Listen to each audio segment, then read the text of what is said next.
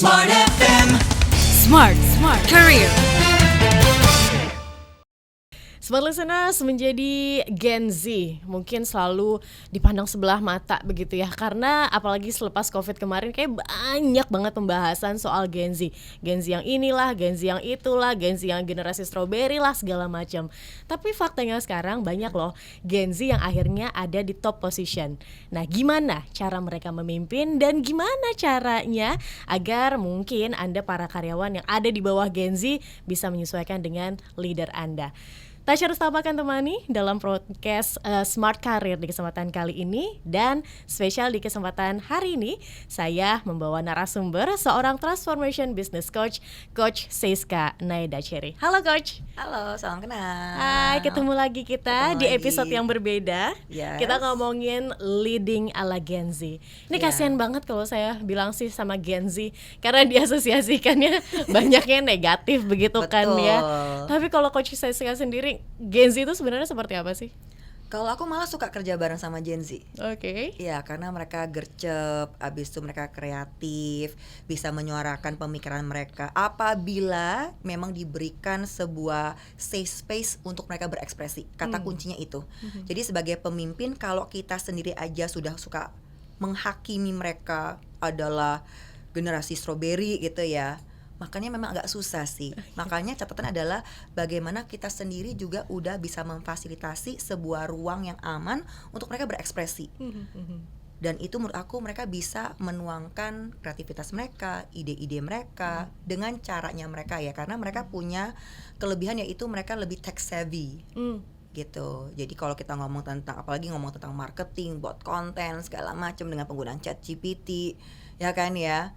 Kayak gitu sih. Jadi menurut aku Gen Z malah sekarang aku lebih prefer kerja bareng sama Gen Z, karena mereka asal sebagai pemimpin kita bisa memberikan arah yang jelas, mereka sebenarnya bisa ngikutin ritme kerja kita kayak gitu. Malah aku suka kayak gitu.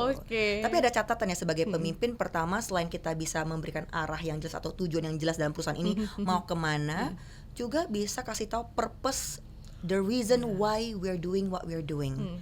Karena Gen Z itu mereka nggak hanya cari dari gajinya aja, tapi mereka juga cari namanya the sense of meaning atau purpose.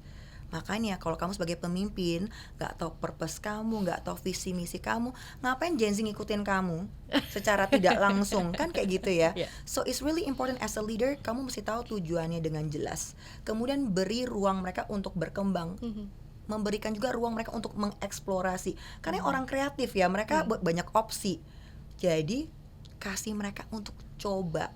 Makanya sebagai pemimpin harus punya mindset fail is learning. Oke, berarti dikasih safe space. Tapi kan ada juga yang mengatakan bahwa karena perbedaan gap generasi mungkin, rebel, apa namanya, nggak bisa diatur begitu kan. Nah, ini tuh bener juga nggak sih Coach? Apa mengasosiasikan Gen Z seperti itu? Cuma mencari keuntungan pribadi begitu. Aku nggak ya. Aku mungkin salah satu pemimpin yang cukup beruntung. Aku selalu bertemu sama Gen Z yang berkualitas. Aku bertemu sama Gen Z yang mau kerja keras, yang kadang-kadang di luar jam kerja, yang kadang-kadang kerja di hari weekend. Kayak gitu. Makanya aku bilang aku pemimpin yang beruntung. Aku milenial gitu ya. Jadi aku sama tim aku bisa beda umur 14 tahun. Gitu kan, sama tim aku di sini beda 14 tahun, 15 tahun atau bakal ada yang lebih. Jadi gap itu menurut aku tidak ada, tapi masalahnya kamu sebagai pemimpin kamu mau luwes juga enggak? Karena kalau kamu patoknya masih pakai cara yang lama, kamu nggak akan bisa beradaptasi dengan cara kerja Gen Z. Jadi sebenarnya there's nothing wrong with Gen Z. Mereka cuma sebenarnya Gen Z itu malah bisa dibilang mereka bukan generasi yang sulit. Mereka generasi yang butuh pendekatan yang berbeda saja. Karena mereka adalah generasi yang sudah bisa mempunyai opsi lebih banyak, ya kan?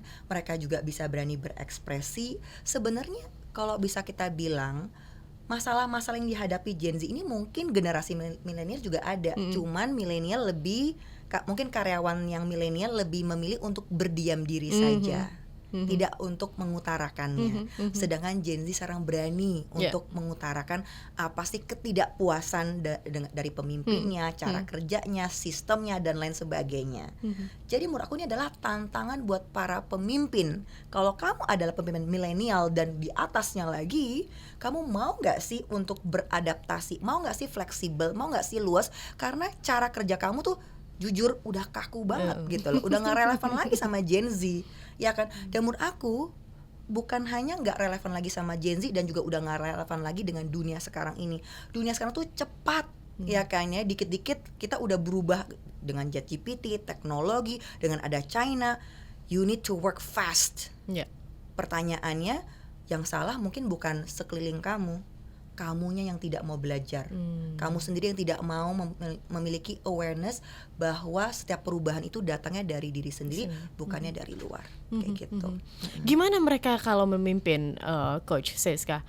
Gen Z beberapa perusahaan aku lihat sudah mulai untuk ada di top position, instead of manager, atau mungkin sudah banyak juga startup yang sekarang di leading dengan oleh Gen Z ini.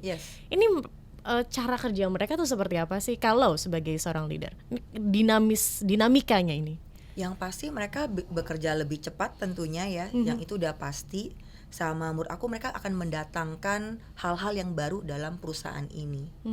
Masalahnya, apakah kita siap untuk bisa menerima hal-hal baru? Karena mungkin kalau dibandingkan dengan generasi sebelumnya, kita lebih takut dengan resiko, ya nggak sih? Karena Gen Z lebih nggak takut resiko, jalan dulu, ya nggak coba dulu, ya nggak sih? Nah ini yang kita mau nggak sih beradaptasi seperti ini untuk berani menerima resiko itu. Sebenarnya sih resiko sebenarnya dapat dikalkulasikan ya. Tapi menurut aku Gen Z itu akan membawa hal yang baru, membawa kecepatan, membawa yang namanya agile, yang membawa flexibility. Nah ini bagaimana kita sebagai pemimpin yang milenial dan ke atas bisa beradaptasi. Kayak gitu sih. Menurut aku yang pasti mereka, menurut aku ya, mau pemimpin, mau kamu adalah yang Gen Z, milenial atau apapun itu, menurut aku kembali lagi adalah ke karakternya. Jadi mau kamu perusahaan apapun, menurut aku adalah ketika memilih pemimpin, fokus dengan karakter dan value orang itu apakah align dengan perusahaan itu. Jadi sebenarnya pemimpin itu nggak ada hubungannya dengan usia, nggak ada hubungan sama ras ataupun hal yang lainnya, tapi it's about character and values. So everyone can be leaders. Terserah kamu umurnya apa. Kalau kamu udah, apalagi ya bagi siapapun yang bisa memimpin dirinya, menurut aku itu udah petanda indikator pertama kamu layak menjadi pemimpin. Ditambah lagi dengan karakter-karakter yang mau berkembang, karakter mau mengambil tanggung jawab, karakter yang juga mau mengembangkan orang lain dan lain sebagainya. Jadi fokus dengan karakter dan value-nya, bukan usianya atau bukan karena generasinya. So focus on the right thing, kayak gitu. Oke. Ini sesuatu hal yang benar. Tapi aktualnya di dalam perusahaan, mungkin perusahaan yang besar, di mana leadernya atau pemimpinnya itu lebih muda, mungkin dengan karyawan yang jauh di bawahnya yang umurnya, ibaratnya anak muda nih nggak tahu apa-apa udah jadi pemimpin gitu kan. Saya ibaratnya udah di sini nih 20 puluhan tahun. Nah ini gimana untuk mengatasi gap itu, Coach? Menurut aku kembali lagi ke budaya ke budaya perusahaan. Jadi kalau misal dalam perusahaan itu memang sudah diajarkan namanya senioritas, biasanya agak susah. Jadi makanya kembali lagi ke pemimpin yang paling atas, apakah bisa memfasilitasikan bahwa everyone is equal, atau yang kecil bisa belajar sama yang tua bisa belajar sama yang kecil atau yang sama yang muda. Menurut aku kembali lagi ke kultur budaya ini, ke kultur perusahaan sendiri. Tapi apabila kamu dalam perusahaan yang kultur perusahaannya tidak bisa memadai, biasanya kamu akan sulit sekali karena udah mendarah daging bahwa kamu harus menghormati yang lebih tua, lebih lama, tapi tidak berdasarkan performa, tidak berdasarkan karakter, tidak berdasarkan kompetensinya. Jadi menurut aku kembali ke perusahaannya. Kalau kita value seseorang dari kompetensi, berarti sudah tidak ada yang namanya tentang usia. Karena lihatnya dari performanya, kompetensinya, skillnya, dan karakternya. Bukan karena usianya, bukan karena lulusan universitas yang dari mana. Ya kayak gitu. Tapi kembali lagi ke perusahaannya menurut saya. Dan pemimpin yang paling atas, apakah dia bisa memberikan contoh seperti itu? Apabila dia bisa memberikan contoh seperti itu, semuanya akan lebih gampang. Karena dari pemimpin yang paling atas contohnya apa, dia bisa memberikan contoh. Saya juga bisa belajar sama yang dari muda, saya juga bisa belajar sama yang lebih tua. Jadi apabila pemimpin paling atas memberikan contoh, everyone can learn from each other. Dia pasti memberikan sebuah habit, budaya yang namanya tidak membedakan yang namanya usia, tidak membedakan yang namanya kasta atau universitas dan lain sebagainya. Gitu. Sepengalaman dari Coach Siska, melihat bagaimana mungkin para Gen Z ini memimpin dan juga adanya gap usia mungkin di culture perusahaan, beberapa perusahaan yang seperti itu, ini seperti apa untuk mendorong seperti itu ya? Karena kan namanya culture perusahaan nggak semudah itu untuk dirubah begitu kan, Coach? Betul. Makanya saya nggak pernah, saya sebagai business coach nggak pernah mau mengubah timnya dulu. Jadi banyak yang cari sama saya, yuk coach training timnya ya.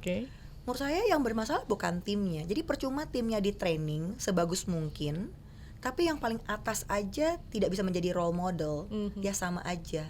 Karena bagaimanapun yang menjadi penggerak dan menjadi jiwa sebuah perusahaan itu adalah yang paling atas, pemimpinnya, dan dia yang paling bisa menggerakkan yang namanya sebuah transformasi atau perubahan dalam perusahaan. Dia menjadi contoh kayak gitu. Top to the bottom ya. Top to the bottom. Kalau kita ngomong secara kultur. Dan menjadi contoh harus dari atas ke bawah. Karena dengan begitu yang bawah akan lebih gampang mengikutinya. Karena kan yang atas bayar gaji ya. Iya bener. Kalau atas bawah bagus pun kan di atas yang bayar gaji gue, suka-suka gue mau ngapain, kasarnya kan kayak gitu ya. Makanya aku sebagai business coach berprinsip kalau mau benahi dari atas dulu. Karena setelah dia mempunyai mindset yang benar dengan hati yang juga bisa terbuka, dia akan lebih mudah untuk mengubah ke bawah karena dia yang paling punya power di antara semuanya. Gitu. Oke. Thank you Coach untuk insight-nya. Semoga saja untuk para Gen Z yang sekarang masih struggle di perusahaan yang aduh ini culture-nya begini ya. Semoga saja bisa mendapatkan jalan hidayah kembali ke jalan yang lurus begitu ya. Oke. Kita berjumpa semangat gitu kan. Kita kirimkan energi semangat untuk Anda. Kita ganti ke podcast selanjutnya. Jadi Anda pastikan nonton episode-episode yang lain Smart Listeners, baik itu podcast karir ataupun bisnis ataupun bincang bersama. Karena kami harus tutup di episode kali ini. Akhir kata saya Tasya Rustama dan saya Coach Siska. Kami pamit. Bye-bye. Smart FM. Smart Career. Make your future better.